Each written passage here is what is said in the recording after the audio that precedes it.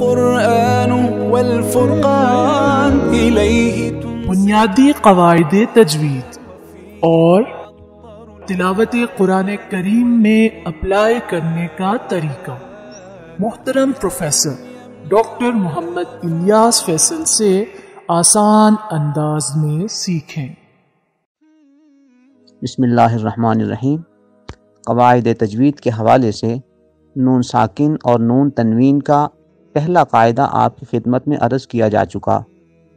آج دوسرا قاعدہ آپ کی خدمت میں پیش کریں گے۔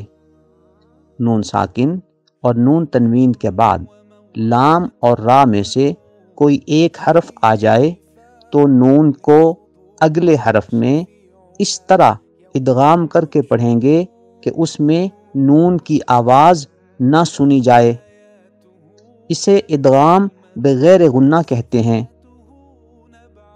نون ساکن کے بعد لام کی مثال ومن لم، اصل میں ہے ومن لم، چونکہ نون ساکن ہے، نون پر جزم ہے اور اس کے بعد لام آ رہا ہے، لہٰذا اس کو اس طرح ادغام کر کے پڑھیں گے کہ نون ساکن کی آواز غننے والی پیدا نہ ہو اور ادغام کامل ہو۔ ومن لم۔ نون تنوین کے بعد لام کی مثال مالا لبدا، مالن لام پر تنوین ہے اور اس کے بعد لام آ رہا ہے، لہٰذا اس کو اس طرح ادغام کر کے پڑھیں گے کہ نون تنوین کی آواز ظاہر نہ ہو۔ مالا لبدا، اس کو مالن لبدا پڑھنا غلطی ہوگی۔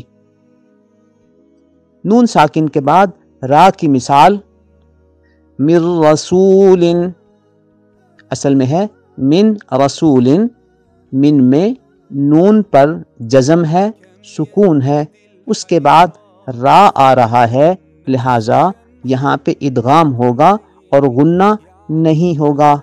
من رسول، اس کو من رسول پڑھنا غلط ہوگا۔ نون تنوین کے بعد را کی مثال عیشت راضیہ، نون تنوین ہے اور اس کے بعد را آ رہا ہے، لہٰذا یہاں پہ اس طرح ادغام ہوگا کہ غننے کی آواز نہ آئے۔ عیشت راضیہ، اسے عیشت راضیہ پڑھنا غلطی ہوگا۔ خلاصہ یہ ہوا کہ نون ساکن یا نون تنوین کے بعد لام اور را میں سے کوئی حرف آ جائے تو اس طرح ادغام ہوگا کہ نون کے غننے کی آواز نہ سنی جا سکے۔ نظروا للطيبة ونور طه يسطعون